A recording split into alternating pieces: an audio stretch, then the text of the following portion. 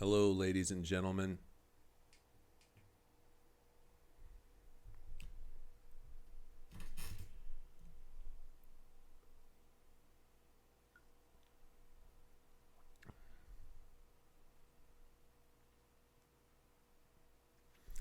While people join up, I'm going to run down and refill my iced coffee real quick. I'll be right back. Hey, Mochi.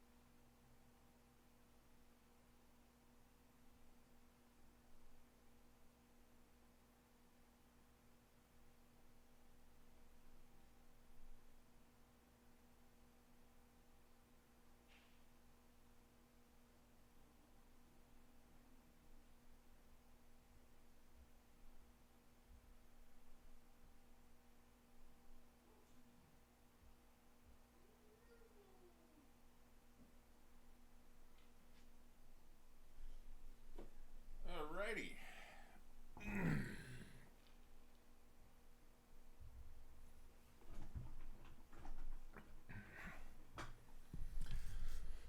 Well, well.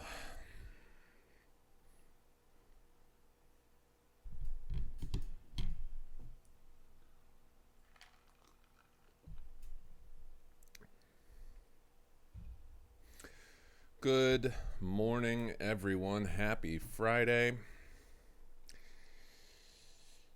Let's jump straight to it. It is 10:03. So today's lesson is primarily going to be talking about the Holocaust, which is not an easy topic to talk about. Um, there's a lot of teachers, I would say, historically, looking back at my life and just knowing what I know about the education subject, I think that a lot of teachers enjoy uh, enjoy teaching about the Holocaust. That sounds probably weird to say, um, because the Holocaust it brings with it a shock value. It's an easy topic generally to get kids interested in because of how horrible it is. And it's for that very reason, actually, that I don't like teaching about it. The Holocaust is one of my least favorite things to teach about, I would say, because it's just horrible. It's just dark. It's dark and it's sad, and it's grim. It's just it's just horrible. So if you know anything already about the Holocaust, like if you've read Boy in the Striped Pajamas or Night by Elie Wiesel or any of those, I personally like a different Holocaust. A lot of people love Night, and Night was obviously one of the best known books probably written in the last however many years, but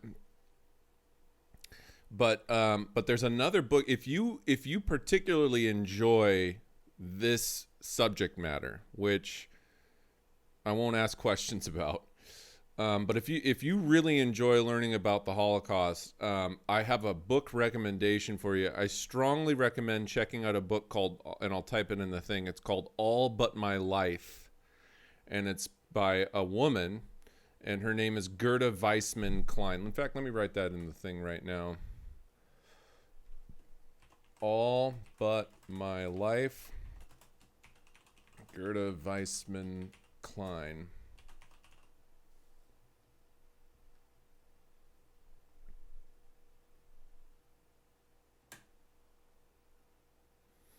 Okay.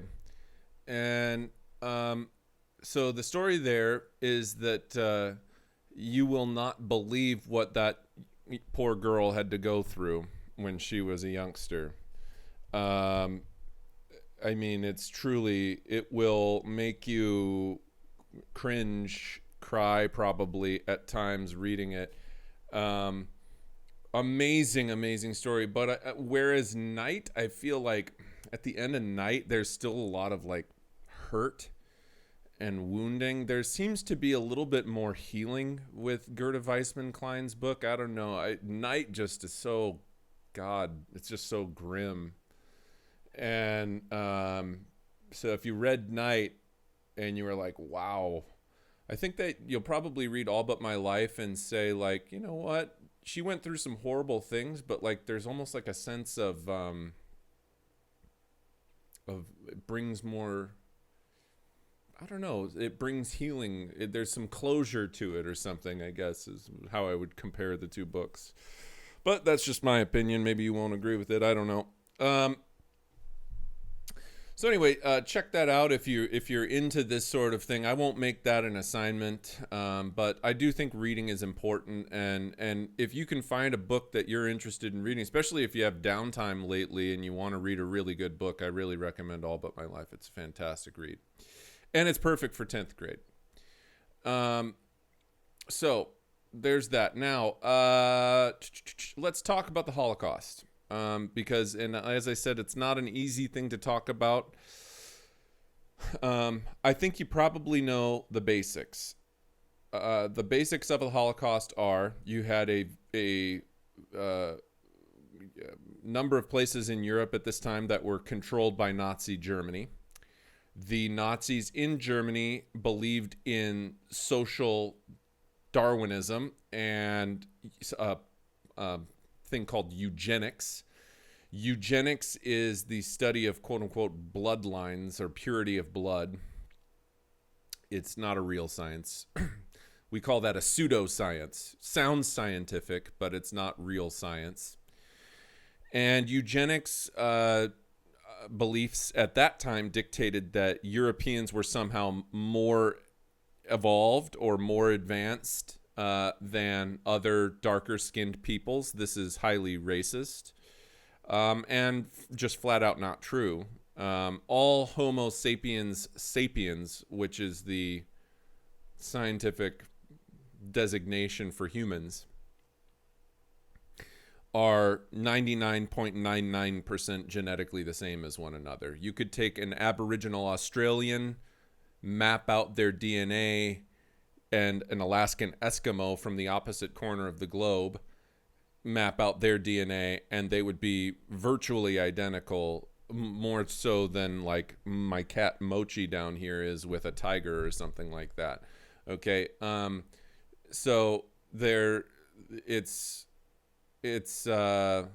just, you know, we're our own species, and that whole eugenics thing doesn't really hold any water in modern day science. So the Nazis had come up with a very horrible racial policy that began to systematically take rights away from Jewish folks. And these initially were passed in well, really the discriminatory policy started even before Hitler became chancellor. He had a real strong negative bias towards Jewish folks going back to a long time. There are questions about why did he hate Jewish folks? Why was he so anti-Semitic? Well, there's a few things that we could speculate. Hitler's dad was a guy named Alois, Alois, I believe, if I'm not mistaken. And his dad was like a lot older than his mom, if I remember right.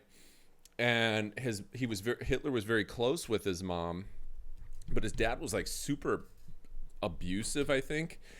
And then his mom came down with something, and so the whole story about his dad really has nothing to do with the anti-Semitism. It's just that his dad was abusive, and so Hitler's very close to his mom. There's a story, I don't know the degree of credibility of this. There's a story that Hitler's mother became ill, and she was in the care of a Jewish doctor, and she died under the supervision of a Jewish doctor, and that played a factor, personal factor. But who knows? Honestly, it doesn't make any difference. To me, all of that is stupid questioning in the first place.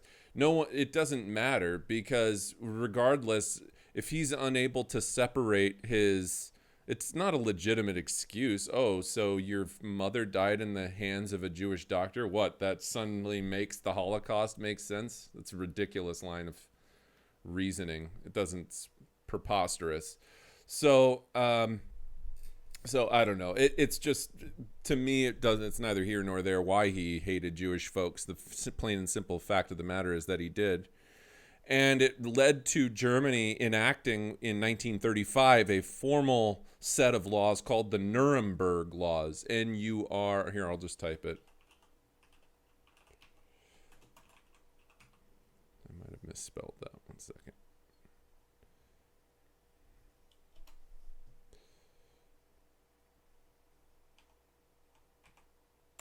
Nuremberg Laws. Okay, so the Nuremberg Laws, passed in 1935, began to do things like take property away from Jewish folks. It made it so there were a number of different policies of it. Jewish kids were no longer allowed to attend German schools. If you were a German housekeeper, you could hire Jewish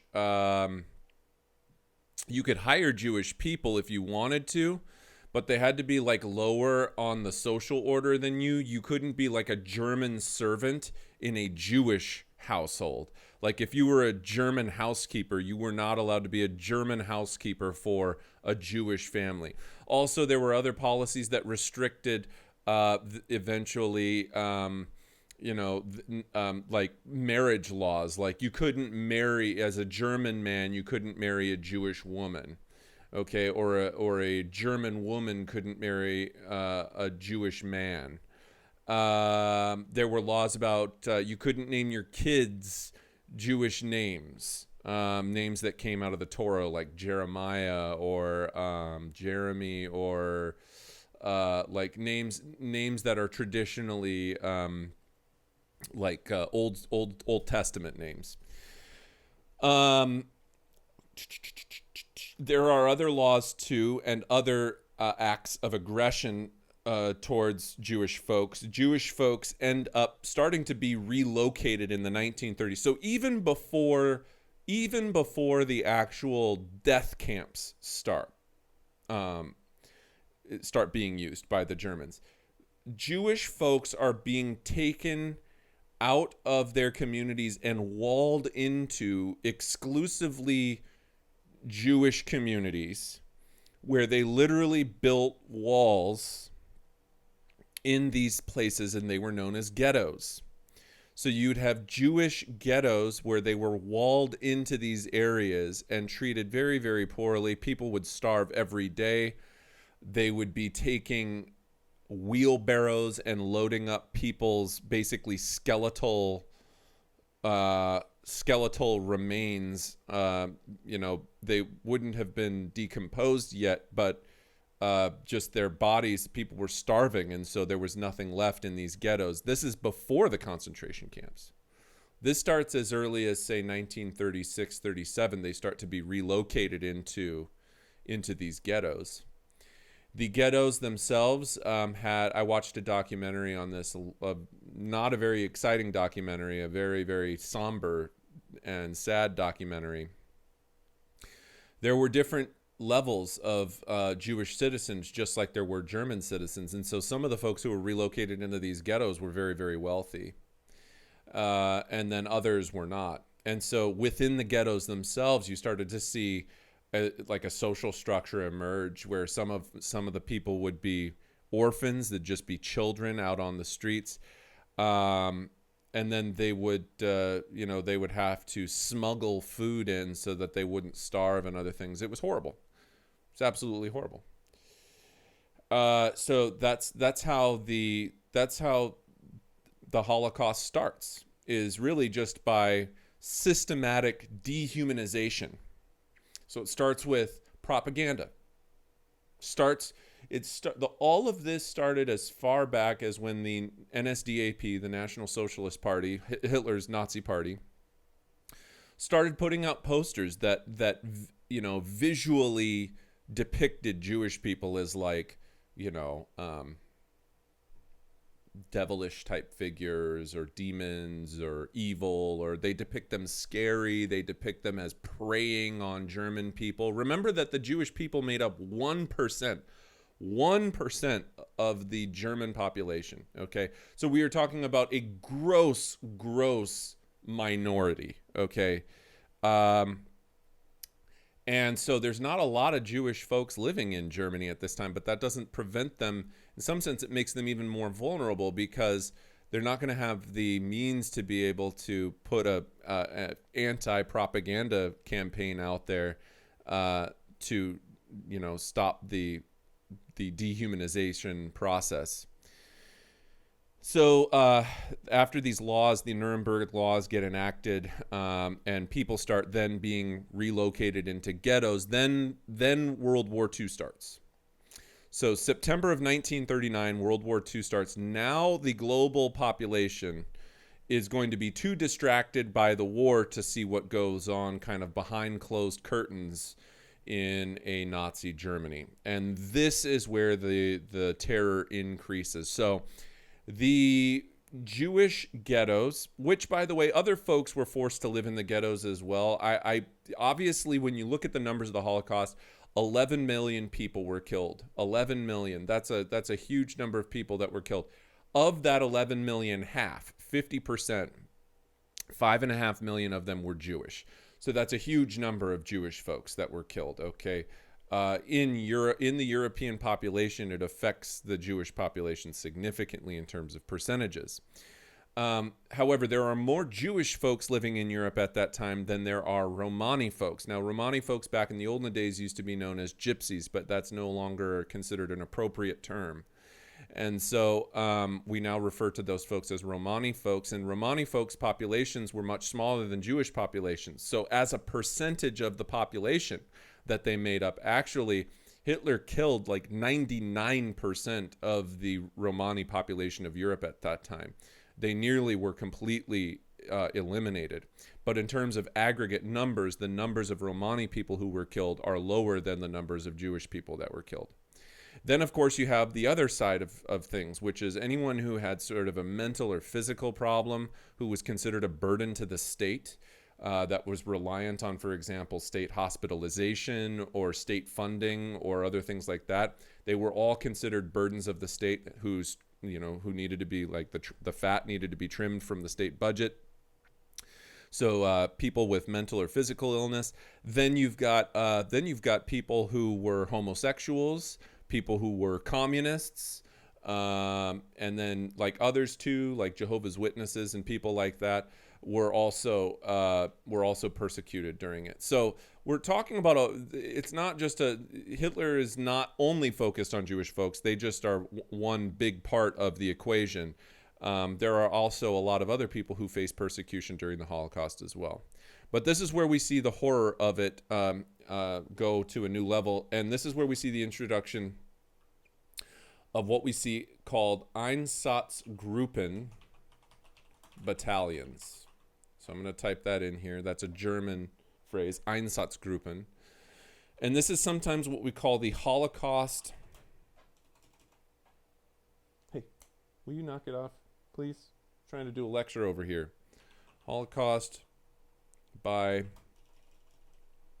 There's a delay when I type on the chat box. So one second. Holocaust by bullets.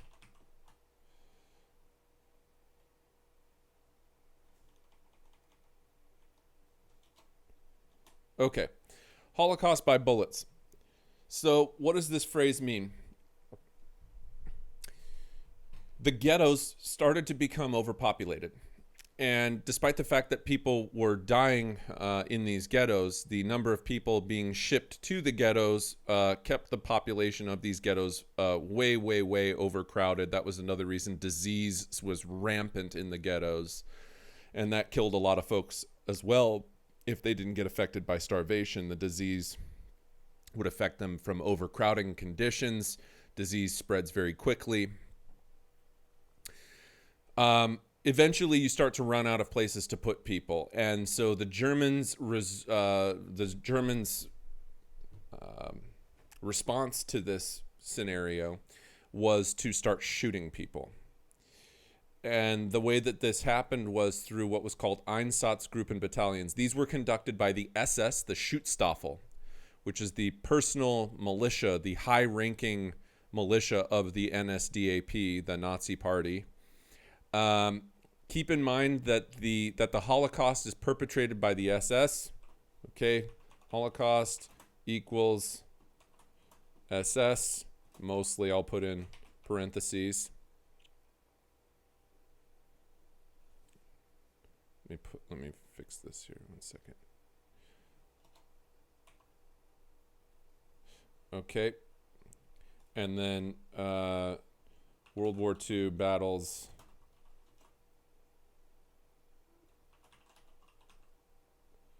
equal Wehrmacht, German military.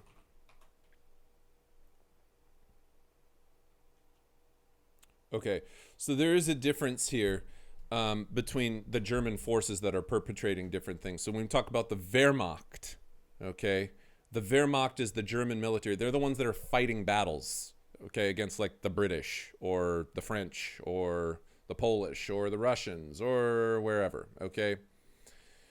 That's going to be your Wehrmacht. That's your armed forces. That's like the German military, okay?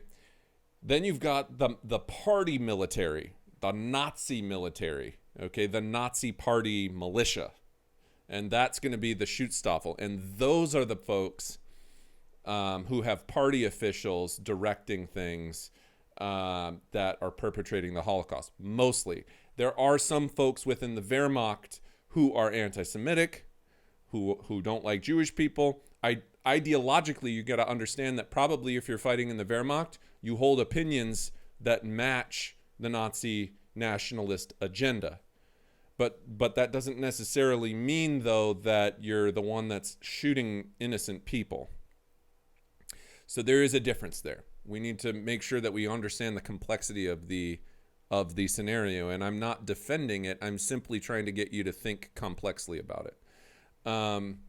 So when we talk about the Holocaust, we're talking primarily about the Schutzstaffel, the Nazi Party. The Gestapo is the secret police, which was kind of tied to the SS at that time. So you have the party secret police, you have the party militia who are conducting these operations specifically to meet the goals of the racial agenda of the Nazi Party. And then you have the Wehrmacht, the Luftwaffe, also made up of racist people, most likely, in a lot of cases, but not just sadistic killers.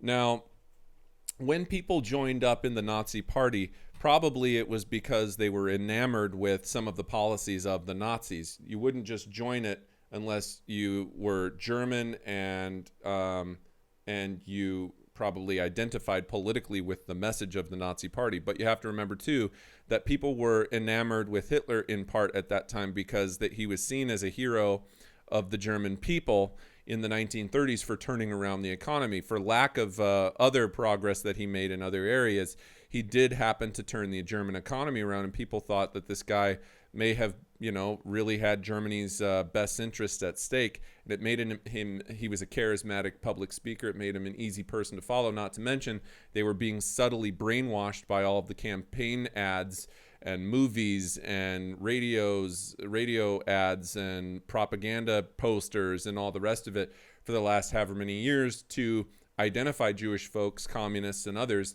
as being the enemy of the German people and the enemy of the German state. So this profound nationalism that we see amongst the German people at this time has them in kind of this charmed state that allows them to follow a leader more easily than perhaps they would have in a time where they were upset and where times were good and they weren't upset about the economic conditions and stuff like that. So having seen how bad things got and Hitler turning things around, They now listen to him, and they listen to his message. And the Holocaust by bullets is where basically the Nazi SS and the Gestapo start rounding people up from the ghettos and marching them out into remote places, having them dig their own graves, and then shooting them. And the Holocaust by bullets resulted in the deaths of about 2 million people. So of the total number of people who were killed in the Holocaust, which is about 11 million, about 20% of them were killed during the Holocaust by bullets, and or the EinsatzGrund battalions, which is the SS battalions that were carrying out these executions. And keep in mind, these are innocent people. Okay, they're just they were born of a particular religious or ethnic background, and they were shot because of it. Now you got to remember that the people who are joining this organization probably are charmed and enamored by Hitler's message. But I would imagine most of them are not just cold-blooded killers. So how do you get somebody to follow an order like that? Well, when you have a militarized society where the structure of society says you listen to the commands that are given to you because I outrank you, okay? It makes it easier to say, well, I didn't want to do it. I was given the order to do it. And so I can depersonalize my involvement in it by saying, well, it's not my fault. I didn't want to do it. I had to do it because I was told to do it by my superior officer. And if my superior officer tells me to do it because of the militaristic structure of society at this time and the fact that I'm involved and volunteered for my service in the SS or whatever it is, then I have to follow that order. Well, obviously, this is bad because what this results in is a complete disavowal of responsibility. So when people say that, so now whose responsibility is it? Okay, because at the top, the people giving the orders can say, well, I'm not the one doing the killing. And then at the bottom, people say, well, I might be the one doing the killing, but I didn't want to do the killing. I was ordered to do the killing by the people at the top. So there's a disavowal of responsibility, which means that this goes on a lot longer than it should have. However, the effects on the people conducting the killings end up having an impact on why they stop doing it. Because people didn't just sign up to brutally murder people in the SS. They signed up because they thought that they were involved in some sort of vision for the state. But probably they didn't realize that that vision of the state had to do with killing innocent people. So what you start to see happen in the ranks of the folks who are carrying this out, soldiers start drinking heavily. Some of them become unhinged, and they go home and they're a mess because they realize they just spent their entire day killing people. It has a serious psychological impact on some of the soldiers. Now, some of them it doesn't. Some of it does it. You know, these are people. If you've ever known somebody who serves in the military, when they go and they serve in the military and then they come back from serving in the military, anyone who knows somebody who has seen combat will tell you it changes a person. But imagine seeing somebody on a nightly basis who goes and works in a concentration camp and then has to come home after killing people all day long, shooting them. Personalized killing. I mean, deeply, deeply personal killings of people. And come home and pretend like their day was just a normal day at the office. Well, it's not going to happen. And it didn't happen then, and it wouldn't happen now. People come home and they're frazzled. And two, the number of people that they are killing is so huge that they realize that the amount of bullets that they're using to kill innocent people could be used to shoot people who are actually shooting back at you, like during World War II. So they stopped doing the Holocaust by bullets. in about 1941, roughly. And there is a conference, and it's called the Wannsee Conference, and I'll type that in here, where they come up with something called the final solution.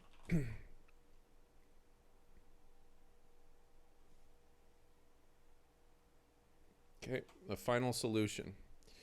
So at this Wannsee conference, they say we can't continue to use these materials, bullets and guns and other things, to kill innocent people when we have other people who are trying to kill us on the front lines. We need to conserve our munitions for fighting the war effort. So the Germans stop using bullets and start using even more maniacal and mechanized ways of killing people that depersonalize the process at the same time, because of the massive psychological effect that it's having on the troops conducting these killings on a day-to-day basis. So in order to change up their tactics, they hold a conference where legitimately the purpose of the conference is to come up with a way where they can find a way to kill more innocent people in a less personal way so that they can conserve ammo while at the same time extinguishing an entire ethnicity of people from the face of the earth. They are now engaged in genocide after the Holocaust by bullets. Okay, so the Holocaust by way of bullets is deliberate extermination of an ethnic group. That is what we call genocide. And they now are trying to make a factory. It's like it would be the same as if Henry Ford sat down with all of the top executives at Ford and said, we need to find a way to make these things faster. Okay, not the cars, but we need to find a way to build the cars faster. It is taking the most ruthless, like, capitalistic business approach to like creating a factory, but the goal of your factory is to kill as many people as possible without anyone feeling any responsibility for it. Okay, it is twisted, and it's hard to talk about because when you think about how cold it is, when you think about how there's no just the complete disregard for human life, it's really, really sad that they sit down and their whole thing is just to kill people as efficiently as they can. And that's why the death factories really in human history probably are the number one thing that, people get desensitized to the stories. But if you go to, last summer, I went to the Holocaust Museum in Paris, France, and with my sister, and it was a powerful, powerful experience. And people get desensitized to the absurd level of cruelty and coldness of the Holocaust. And the thing that makes nothing else like it is the mechanization of it. They create and implement systems that basically you have Jewish people who are the ones that they now put in charge of escorting their own people into quote unquote showering facilities to be gassed. And then they allow those same Jewish people to go through the remains of their own kind of ethnic background people that they just ushered into the gas chambers. And they allow them to basically go and loot their possessions, take pocket watches off of them and so on. And they do this in exchange for having a few months extra life for slightly better treatment. And that's the reality of it. It's after a while, the Germans aren't even the ones doing the day-to-day work at the factory, at the death factory. They have their own people doing it. It's horrible. It's just the whole thing is just so twisted and sad. There's nothing, people make jokes. Like I say, people get desensitized to it. People make jokes about the Holocaust. It's nothing. There's nothing funny about it. It's probably single-handedly the worst thing that humans have ever done. And it's why we need to teach about it today, so that it doesn't happen again. So the Wannsee Conference happens in 1942. And after 1942 is where we see increasingly Jewish folks, instead of being shipped off to remote places and being made to bury them or dig their own graves, now we see them put onto cattle cars, which are railway cars, crammed onto railway cars, and then taken to extermination death camps like Auschwitz or Dachau or Birkenau, Buchwalden. All of these places end up being death factories. Mauthausen was another one, if I remember right. Or no, not. I was trying to think. What's another one? Auschwitz, Birkenau. But then what's the other one? There's another one. Not Treblinka. There's several. There's some that are concentration camps where they're having them work themselves to death, which is absurdly cruel itself, right? Without the gas chambers. The gas chambers were the ones where they're literally like just ushering people in and killing them. But then they do have other ones that are not death camps, that are just concentration camps, where they have folks work themselves to death on about a 300 calories a day diet. That's about as much as a can of Coke. Okay, so they basically are they're ushered into these things. At the front of most concentration camps, you see a sign that says Arbeit, macht, frei. I'll write that here. Arbeit, macht, frei. That's German for work makes free. Okay, Arbeit macht frei. Work makes free. The idea that if you worked hard enough, maybe one day you could get out of the concentration camp. And they had these concentration camps all over Germany and Poland and Czechoslovakia. So this is the Holocaust. And that will be primarily what this episode is about today. Now, there's another side of what you'll see today, I think, talking about Russia and something called Operation Barbarossa. So, really briefly on that. On Operation Barbarossa, after the Battle of Britain, which is what this last episode was about, after the Battle of Britain, Hitler calls off his attack, Operation Sea Lion, which was his original plan, was to completely destroy the Royal Air Force and then do a land invasion of Britain. That never happens because of the Battle of Britain. He increases the terror by instigating something called the Blitz. The Blitz was the bombing of civilian targets in London to ramp up the terror. But this allowed the Royal Air Force to bounce back. After Hitler calls off his attack on Britain, he changes his sights to Russia. His sights are now on the land of the East. And remember, going into the war, Hitler had an agreement, a non-aggression pact with Russia. He backstabbed Stalin. So the Hitler-Stalin pact goes by the wayside when Hitler changes his focus to Lebensraum in the East, living space in the East. Remember, is at the end of the day, he hates communists. He hates Slavic people. He views them as racially inferior, just like Jewish people. So the Russians are Slavic. The folks living in the Balkans, that southeast area where Serbia and Bosnia and all those regions are, Croatia, Romania, Hungary. Okay, a lot of those folks living in those regions are Slavic, and Hitler has a racial bend against them as well. And so Hitler changes his sights to fighting against Russia, and he does this in something called Operation Barbarossa. Were there any Jews that were given freedom for their labor? Elijah, that's a good question.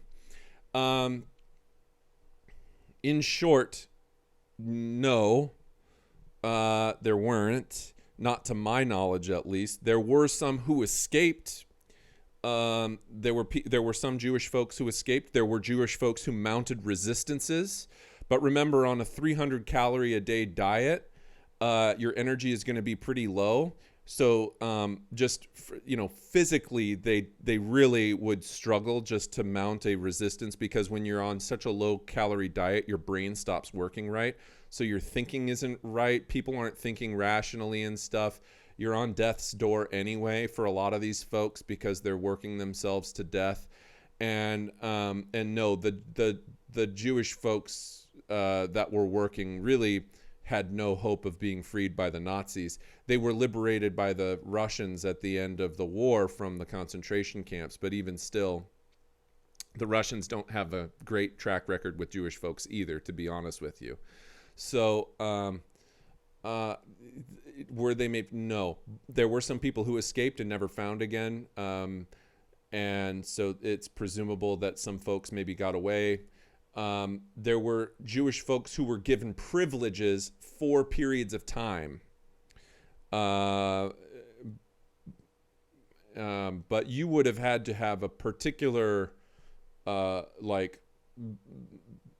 in order for any Jewish person to receive preferential treatment from the Nazis, probably you would have had to be a pretty heartless individual. And it was somebody who was really self-interested, who would have had to do the jobs of like ushering other Jewish folks into the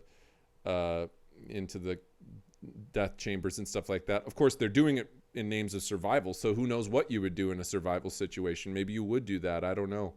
But it doesn't add any simplicity to the story, that's for sure. It makes it only more confusing and more upsetting.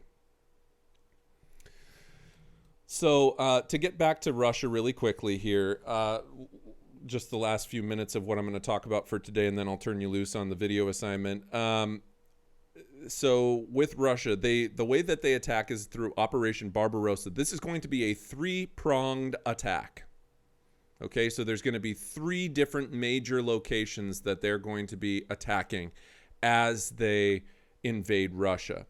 Basically, a northern target, a central target, and a southern target. Okay? And the southern target is really the only one that ends up being successful. The Russian invasion by the Germans goes badly, just like it went badly with Napoleon, if you remember that. Now, interestingly enough, Hitler was knowledgeable about history to a degree, at least, and he knew about Napoleon. You would have thought that he probably took a page out of Napoleon's history and said, hey, maybe it's not a good idea to attack Russia in the summer, and then winter comes around, because the Russians use literally the exact same technique that they used against the French under Napoleon, which is called scorched earth policy. So as the Germans start entering into Russian territory, they start retreating to pull the Germans further in, while at the same time burning down their own lands. And this is really effective in slowing down Napoleon, but it was also really effective in slowing down the Germans, because the Germans are entering not using horses, but using mechanized warfare stuff like tanks and armored vehicles and motorcycles. And when the weather changes in Russia, everything turns into either dust or mud. And so it really slows the Germans down. In fact, Napoleon was able to get to Moscow faster than Hitler was, because Hitler was not using horses. He was using trucks and things that got stuck in the mud a lot easier than a horse will get stuck in the mud. So it takes the Germans a good long time using industrialized warfare methods to get to the targets that they have in Russia. And when they get there, The Russians were extremely resilient in defending, in particular, Moscow and Stalingrad, and so the Nazis do not end up successfully taking the three targets, which you'll learn more about when you watch the documentary today. They do not end up taking these three targets the way that they, first of all, as fast as they wanted to, but secondly, even at all, the way that they wanted to. So as they progress further into Russia, the weather changes and it gets colder and colder and colder. And by the time that December of 1942 runs around, things are not looking good for the Nazis in Germany anymore, in Russia anymore. Now, remember, up to this point, they had been using that blitzkrieg tactic. You're going to find that the blitzkrieg tactic does not work as well in Russia. They start off having some success in some areas. The Germans fought very effectively against the Russians in some ways, but it's really the weather in Russia and the time and the amount of people that the Russians have, and the size of Russia. It's kind of extreme. Head to head, a German military against a Russian military, the German military is far more advanced. They're far more disciplined. And in a regular battle, there's going to be way, way, way, way, way more losses on the Russian side than there are on the German side. The Germans don't lose anywhere near the number of people that the Russians lose in World War II.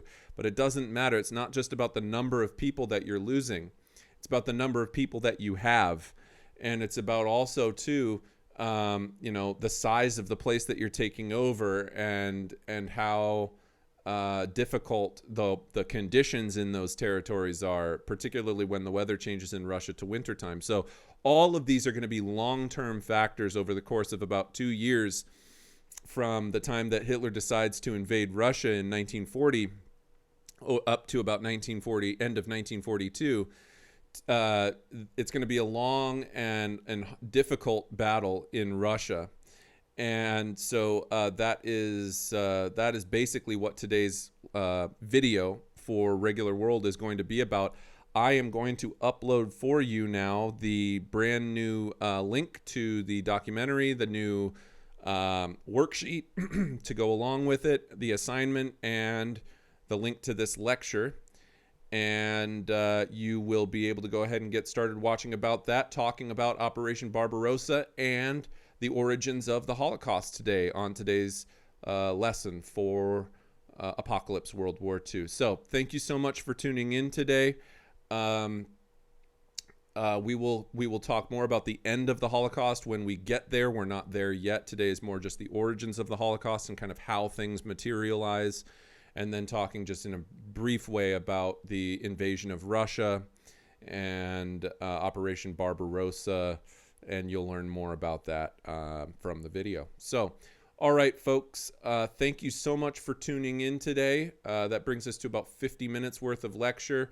And then now for the remainder of the time, I'm going to give you the documentary.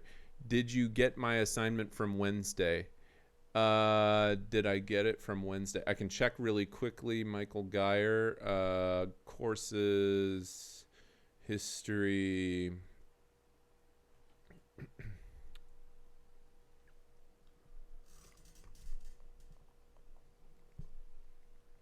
Assignment Wednesday, April 5th. Wait, no.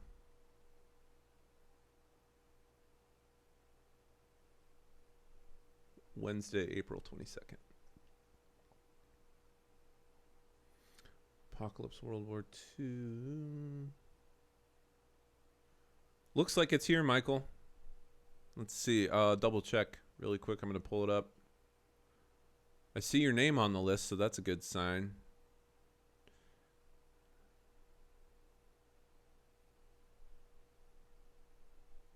One second, it's just loading.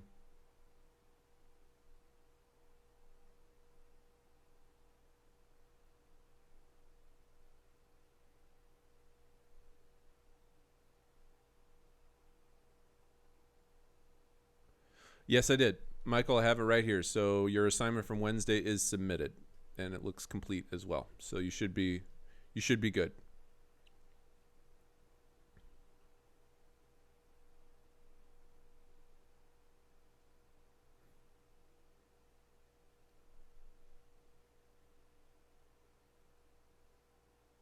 Okay, any other questions? If not, I'll leave it there. And oh yeah, you're good. You handed it in, so you're fine.